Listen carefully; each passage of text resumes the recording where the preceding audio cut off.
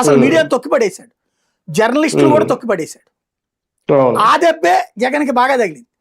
Media ఉంది after all అనేది జగన్ గాని కేసీఆర్ మెంటాలిటీ కానీ, మన వల్ల వాళ్ళు బతుకుతారు కానీ వాళ్ళ వల్ల మనం బతికేది ఏంటంటే, చంద్రబాబు గారు మాత్రం వాళ్ళ వల్లనే మనం అధికారంలోకి వస్తుంటాం అనేటటువంటిది, అధికారం లేనప్పుడు వాళ్ళే మనకు సపోర్ట్ అని నమ్ముతారు. అలాగే వాళ్ళే నెత్తిన పెట్టుకోరు, వాళ్ళకి తగిన సపోర్ట్ ఇస్తుంటారు.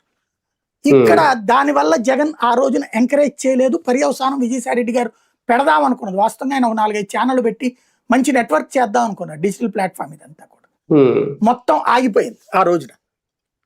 ఇప్పుడు ఆయన పార్టీ పెట్టి, పార్టీతో పాటుగా మీడియా పెట్టి, డిజిటల్ మీడియా పెట్టి ఓవరాల్ గా నడపాలనుకుంటున్నారు.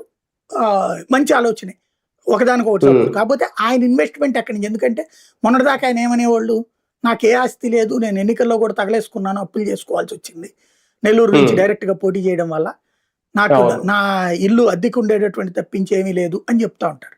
మరి ఇప్పుడు ఆయనకి ఎవరు పెట్టుబడులు పెడతారు ఈ టైంలో? యాక్చువల్గా పెట్టకూడదు కదా ఎవరు, ఆయన ప్రతిపక్షంలో ఉన్నప్పుడు. వాస్తవంగా ఆయన ఏంటంటే బీజేపీ వైపుకి వెళ్ళడానికి చూశారు. ఆయన మరి ఒక రకంగా సాహసం చేస్తున్నారు. మంచి వచ్చాడు ఆయనే డిసైడ్ చేసుకోవాలి. ఎందుకంటే కూటమి ఖచ్చితంగా తెలుగుదేశానికి బీజేపీతో నెక్స్ట్ ఎలక్షన్ కూడా అవసరమే.